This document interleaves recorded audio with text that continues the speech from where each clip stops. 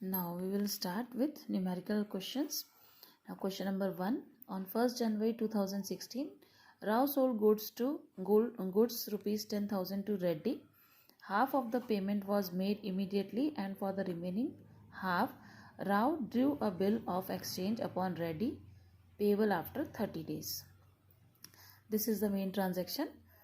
One party, Rao, is selling goods to Reddy, cost worth rupees 10,000, and out of this 10,000, Reddy paid half the amount immediately. Means after purchasing the goods from Rao, Reddy paid half the amount. Means out of this 10,000, 5,000 amount for rupees 5,000 is paid by Reddy at the time of purchase, and for the remaining half, Rao drew a bill of exchange upon Reddy, payable after 30 days.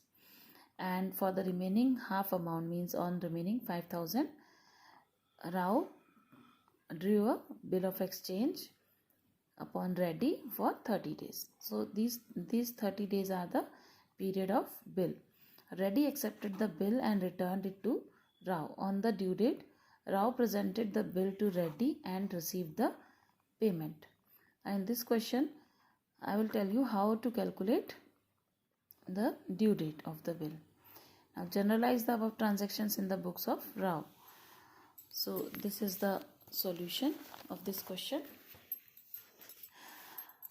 Format of journal entry: date, particulars, ledger folio, debit amount and credit amount.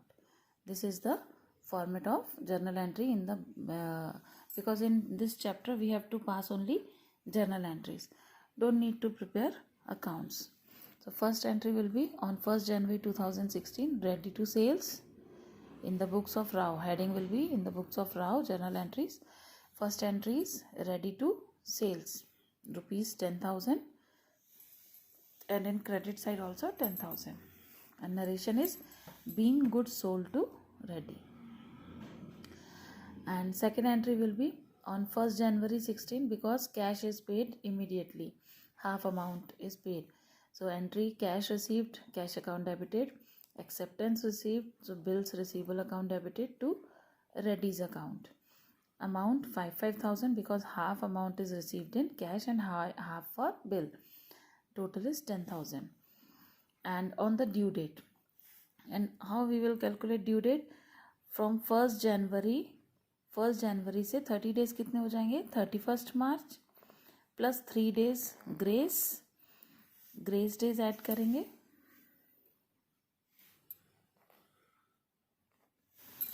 And date आ जाएगी 31st के बाद 1st, 2nd and 3rd February. 3 days उसमें ऐड कर देंगे. तो this 3rd February will be the due date.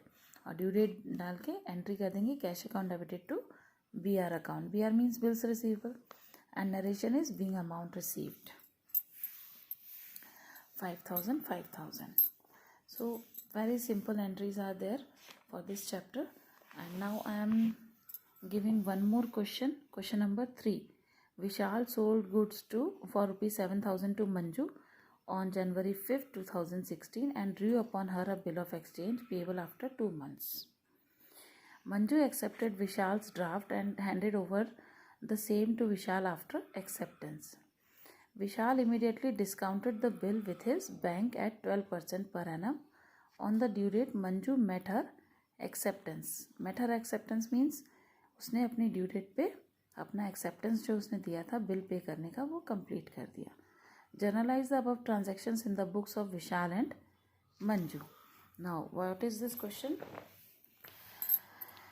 Vishal sold goods to Manju. Vishal ने मंजू को 7,000 रुपीज़ के गुड्स सेल किए हैं on 5th January 2016 and drew upon her a bill of exchange payable after 2 months. 2 months का टाइम दे के मंजू को उसने एक बिल ड्रॉ किया है which is accepted by Manju and return to Vishal. But Vishal ने क्या किया, उसे इमीडिएटली पैसे की ज़रूरत थी अमाउंट की, तो उसने अपने बैंक से इस बिल को डिस्काउंट करवा लिया एट 12% पर एनम. डिस्काउंट 12% से बैंक ने चार्ज किया है और ड्यू डेट पे मंजू ने उसका पेमेंट कर दिया. Now here is the solution. First entry is Manju to sales in the books of Vishal. Vishal सबसे पहले सेलर की ही बुक हमें बनानी है, उसके बाद परचेजर की। तो फर्स्ट बुक बनेगी in the books of Vishal and first entry is Manju to sales. Sales की entry 7,000 7,000। Being goods sold, narration ज़रूर लिखना है सबको। देन 5th जनवरी की डेट पे ही उसने एक्सेप्टेंस दिया है, बिल बनाया है। तो B R account debited to Manju, again same amount.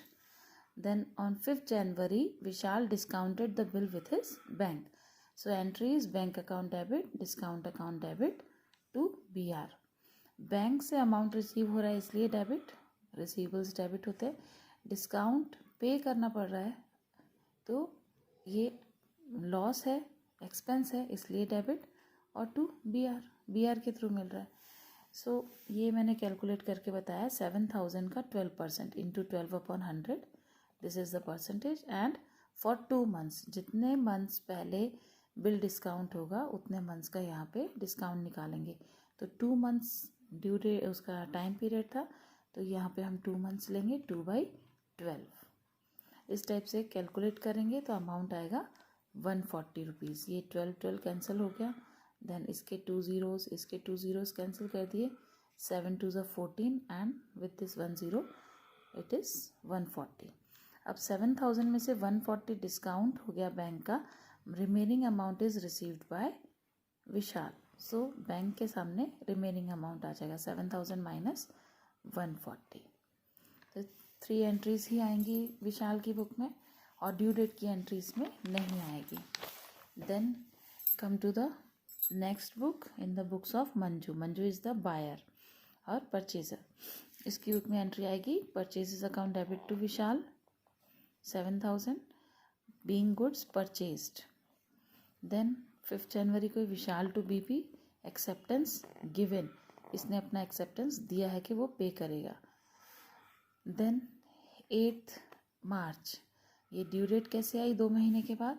देखो from 5th January to 5th February 1 month, then from 5th February to 5th March 2 months plus 3 days grace.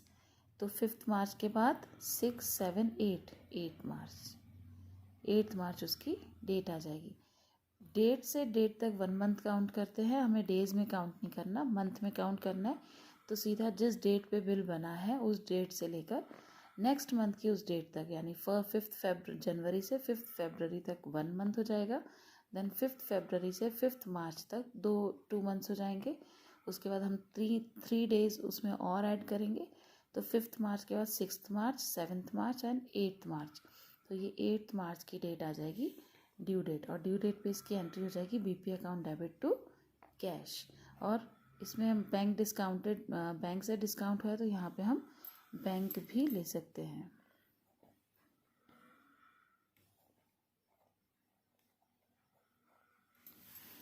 Bank account, okay.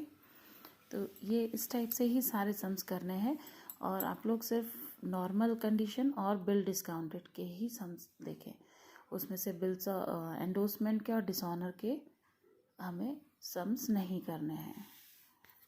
कोई doubt हो तो आप लोग पूछ सकते हैं, स्कूल आके भी पूछ सकते हैं।